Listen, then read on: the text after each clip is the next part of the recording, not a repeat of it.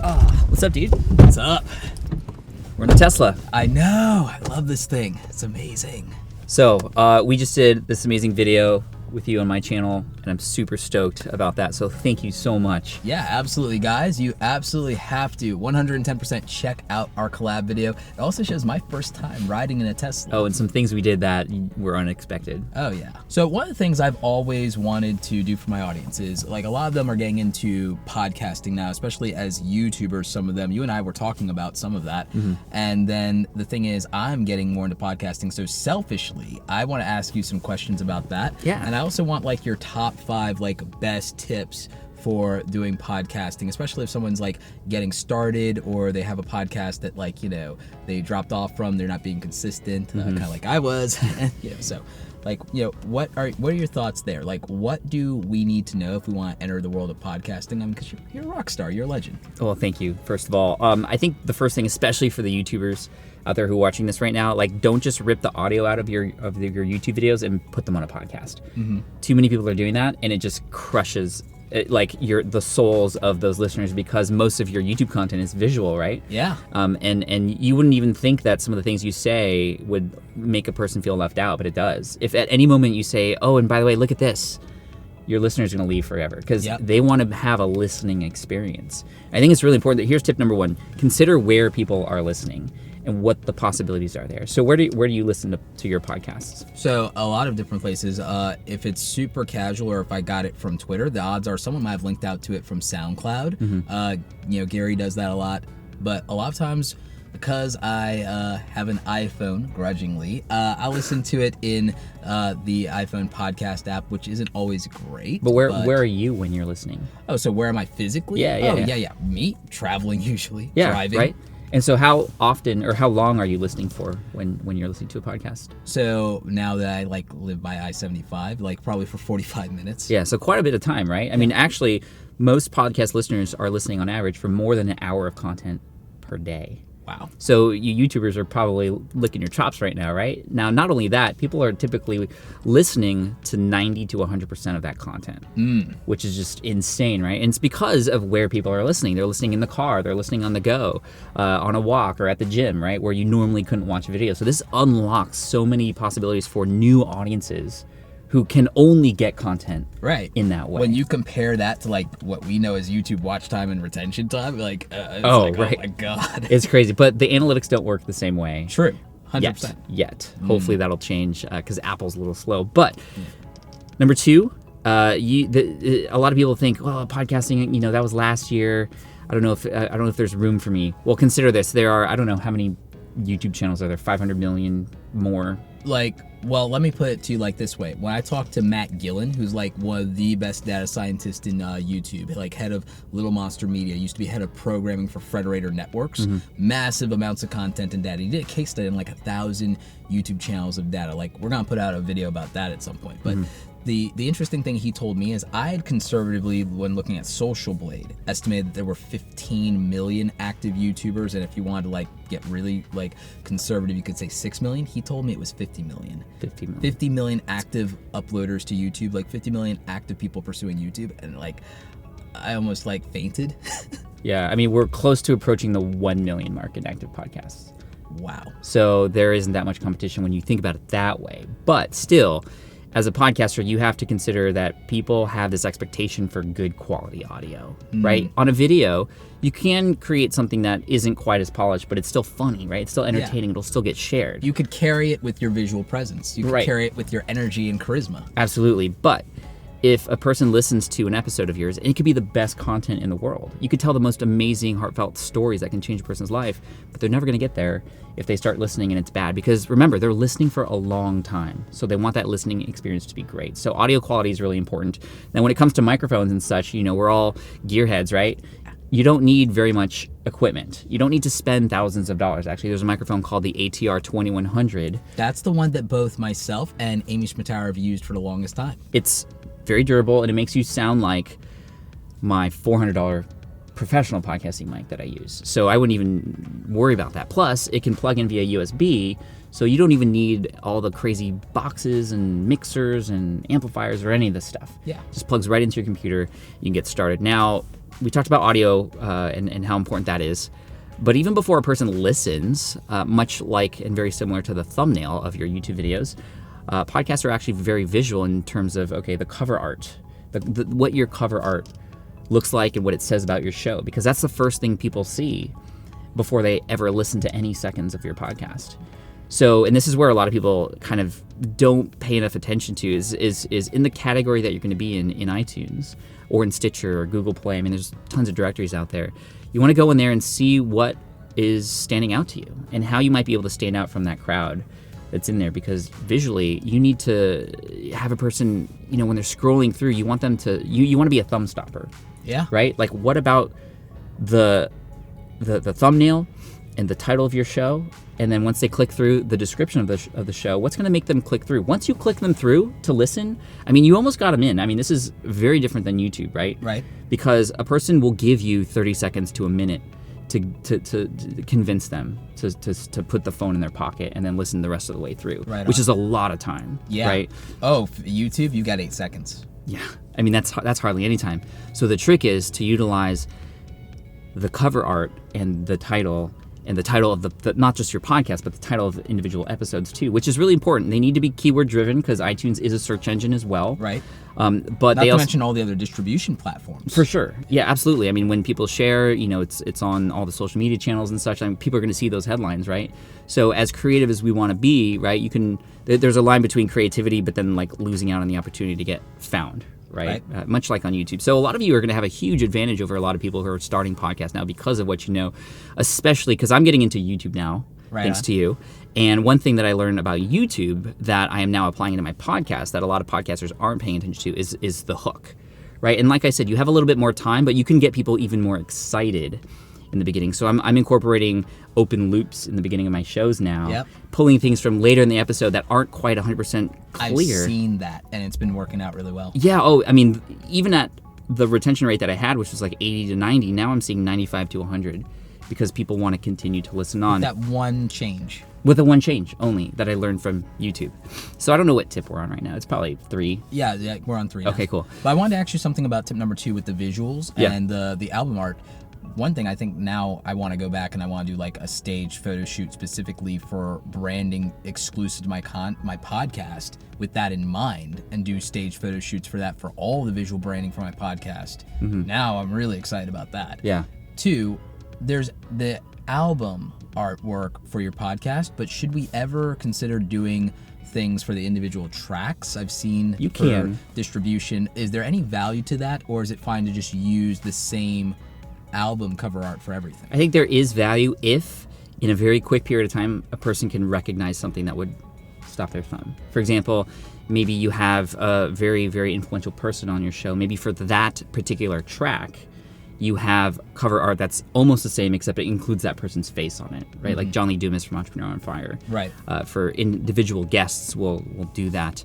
But more important than what is on there, and how it differs from other episodes that you have or your cover art, can it be read at a small scale? This is another big issue. You know, you're actually supposed to create pixels that are 3,000 by 3,000 to submit to iTunes, so it's compatible with all the different devices and TV and such.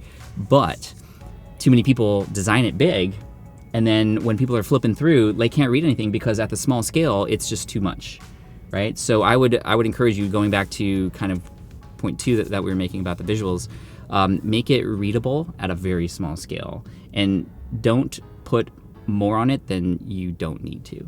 Right on. Sense. So just a good actionable example of that, do you feel like if someone were to look at, say, album covers from music, that could give them a good sense of what looks good from a design and aesthetic and scale standpoint? Yes, although there is room for some text on there that I think should play a role in how people can just believe that show is going to be something worth listening to as well. You know, you're going to have a lot of decisions to make as a new podcaster, from title to description to artwork and stuff. Too many podcasters who have some amazing content to share stop themselves because they are too worried about those decisions. So what I would say is focus on it and do the market research and make it great, but then finally just say, yes, that's my final brushstroke for now, and move on. Right on. Right? You're creative. You need to at some point like say, I'm done with this painting. I'm going to move on to the next thing. Done's better than perfect. Right? And then you can go back later and change things. You can always change things. You're going to have some struggles when it comes to, and this will be tip number 4 for you, when you get on the microphone, you just have to be comfortable with knowing that it's going to be terrible. Like, it's going to be like really bad.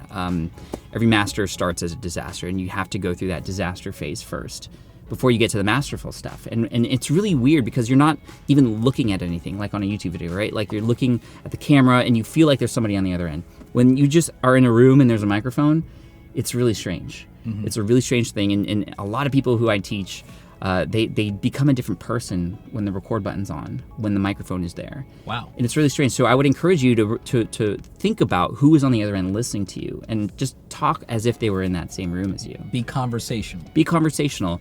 A lot of people will potentially script the entire episodes, which is not a good idea because, number one, it's going to sound super robotic when you read it. It's going to be monotonous. It's not going to sound good at all. You might put people to sleep because it's going to sound like a lecture.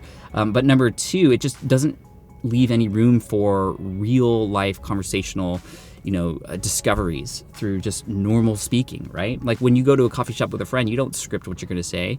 I hope not. No, I mean, you might have some questions in your mind, right? But then you just kind of let the conversation flow. And here's the big tip for you. This is along the lines of tip number 4. When it comes to content on podcasts, tell stories. Podcasts are meant for stories. Whether it's you telling stories, you're still teaching, or you can still teach, right? But what stories can you tell that will support the points that you want to make and the transformation that you want to offer? I always write my content by starting with, okay, what transformation do I want my audience to have? So you walk backwards. I work backwards. And then now what stories can I tell that support that? Because when a person listens to the story, it transforms them to that place so they can feel as if that's them too. And then you're more able to serve people and help them change through that and teach them. And it's more memorable than, a normal, like on YouTube, top 10 things. Yeah. Or like this, like top 5 tips. That works really well on YouTube. That can work, but I would encourage you to consider, okay, for each of those 5 points, what story can you tell that supports that? And people will just listen. And even with this, it's still a conversation that you and I are having. Right. And that, I think, makes it very relatable to people because we could be having this conversation with them, or they could be a fly on the wall here. For sure. Mean, literally, they are a fly on the wall here in this case. And podcasts are great for also interviews. And this is tip number 5. Consider doing interviews for your podcast too. Now, maybe that was something you were already thinking of doing, but that allows for this conversation to happen, right? And I would definitely make sure that you don't just stick to a list of questions and allow yourself to go deeper. This is where you can be the difference between somebody loving your show and somebody unsubscribing to your show. It's in how you ask follow-up questions, right? Because that's where the gold lies. A lot of these people who you're going to interview, they're likely somebody who've been on podcasts before. They have their answers that they know they need to say. But when you ask, well, why did you do that? Or what makes you say that? Or what makes you think that? Right, or what were you thinking at that moment? I mean, my gosh, you're going to get some incredible answers that are not going to be things that you'll find on other episodes because you're the one digging deeper. I mean, sometimes you have to go 3 or 4 levels deep. So allow that conversation to go there, but have an outline perhaps of things that you want to make sure you cover so you can get back on track. And then finally, when it comes to interviews and conversations like this, it's just really important to make the other person feel comfortable, right? I think, we're friends, so this is easy. When you're interviewing somebody who you don't know, spend some time to get to know them a little bit first, maybe on social media or even as you're starting a Skype call to record or however you choose to record, Zoom or whatever. Yeah. Like spend 3 or 4 minutes just kind of having a conversation so you're not just jumping right into it. It's not super awkward, but you can kind of get a feel for each other and kind of go from there. I mean, man, I could talk for days about this stuff. I know you could, and I get super excited. I love it, and I love that you just give so much value. And that last tip is extremely practical. I want to add one more thing, and I want to also ask you a question. Cool. What would be your advice to someone who, if they get to interview someone they admire, someone they've admired for a very long time, that they don't have any rapport with just yet, and they just managed miraculously to get a yes? Like, let's say it's somebody who decided that they were going to interview Gary Vaynerchuk, and like this is like the first big interview of their podcast or even their YouTube channel or both. Like, what would you say? Like, all right, it's one thing if it's you're building rapport with somebody that you don't know, but you admire them. But if this is someone who's a hero to you, right? people get really nervous and anxious about that. What's some ways they can get past that? It's funny because in episode 51, I interviewed Tim Ferriss, and I was like a fanboy for 10 minutes. Yeah. Like, I don't like listening to the episode because I was just like, thank you. You helped change my life for like 10 minutes, which is okay to do. I mean, it's okay to thank a person, right? Yeah. But I think it's very, so one thing you want to do is just understand that you have a job to do when it comes to interviews. Like, this is a great opportunity for you, right? The job is to make your audience learn something new and to be the agent in that. So asking questions, and, you know, people who get interviewed all the time, they love answering new kinds of questions, and not just like, you know, what's your favorite food and things like that, but really going deep. Like I said, I think if you consider doing a good job of follow-up questions, that alone will make that person be like, well, you know, I like how you're digging deep here to find out the real information, and just, you know, again, just be thankful for that opportunity. I think it's really cool. But also, I want to say really quick before we finish up, you don't have to only interview A-listers. Actually, you could probably benefit more by interviewing people who are at the same level as you, and you can kind of come up together. Or even unknowns. Even unknowns, absolutely. You have a coaching call with them, help them through something. Your students, if you have any students of your own or people who have learned from you, interview them. They're going to make you look like a hero. I'm actually planning that with Awesome Creator Academy. We got some great success stories from people who came literally from nothing or were on a comeback trail in life that are building their businesses or rebuilt their businesses. Like, we have so many great, incredible stories, and I don't even want to like tease even any of them like here because I'll save it. But like, I'm going to be bringing them onto the podcast and even onto the YouTube channel. You know, in addition to amazing people like yourself, like we just had Chris Ducker, a good friend of both of ours, on the podcast. But I'm going to also bring a lot of these outliers that no one's ever heard of, and it's not only going to use the platform as a voice to, like, you know, acknowledge them, but I think that there's so many people in my audience that will resonate with the story because it fits where they are right now. Exactly. And gives them like hope based in practicality. Yeah. It's absolutely more relatable. I love that, man. I'm excited. Yeah. I'm excited. So, podcasting, if you need help, I'm here for you. Yeah, absolutely. In fact, like, Pat has an amazing course on it. We're going to try and see what we can do about getting that for some of you guys. So links in the description. The other thing is just, in general, I think you guys should definitely be checking out smartpassiveincome.com as a podcast. It's one of my favorite podcasts. I listen to it all the time, even before me and Pat became friends. One of my favorite podcasts. Also, Pat is crushing it on YouTube. We did a collab, and you actually dug deep and asked questions that no one's ever asked before. Awesome. And do my job. Exactly, doing your job. So if you guys ever want to see like a whole different layer, like, to me, that you might have never even seen before, questions that no one's ever bothered to drill down into before, I think you'll dig that. So we're going to link that up in the info card. We're going to get it in the description. I'm going to add it to my collabs playlist. Nice. And, like, Pat, always a pleasure, man. Thank so you, much. man. And thank you for my first time in a Tesla. Yeah, dude. Appreciate Stoked. that. Yeah, you can actually see us drive in that video on my channel. Yeah, so, like, that's, you guys have to watch it. So, you know, links are where they're supposed to be. Up here, down there, all the things.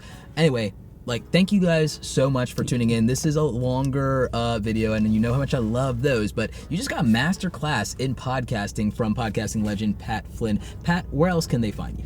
You can find me at smartpassiveincome.com, Smart Passive Income on YouTube, and at Pat Flynn on all the social channels. Looking forward to seeing you there. Yeah, absolutely. You guys know what to do. Go out there and create something awesome today. Take care.